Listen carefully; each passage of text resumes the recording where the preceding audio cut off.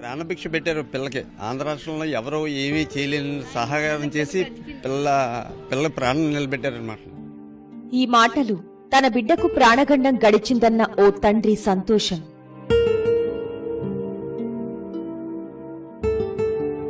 సహకారం చేసి మా పిల్లని బతికించారు బాబు. మాకు మంచి ఇచ్చే అవకాశం ఇచ్చారు భగవంతుడు. ఈ బాబు వల్లనే నా కూతురు బతికిందండి.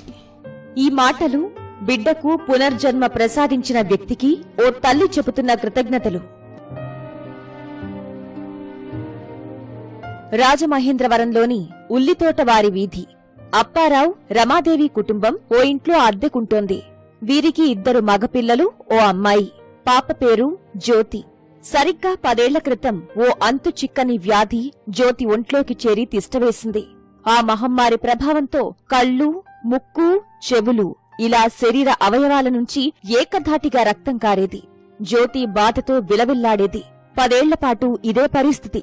ఆ 10 ఏళ్లు జ్యోతితో పాటు ఆ కుటుంబం మొత్తం ప్రత్యక్ష నరకం అనుభవించింది. 3 ఏళ్ల క్రితం రాజమహేంద్రవరం గ్రామీణ ఎమ్మెల్యే గోరంట్ల బుచ్చయ్య చౌదరి సాయంతో ముఖ్యమంత్రి సహాయ నిధికి దరఖాస్తు చేసుకుంది ఈ కుటుంబం. తొలుత 2 లక్షలు, మరో విడతలో ₹1,00,000 సాయం అందింది. అదే సమయంలో వివిధ రకాల పరీక్షల అనంతరం జ్యోతి వ్యాధిని వైద్యులు గుర్తించారు, చికిత్స అందించారు. ముఖ్యమంత్రి సహాయ నిధి నుంచి వచ్చిన డబ్బు ఆ చికిత్సకు ఆపద్బాంధవి అయింది. మాయదారి రోగం క్రమంగా తగ్గింది. జ్యోతి మోములో ఇప్పుడు చిరునవ్వు కనిపిస్తోంది.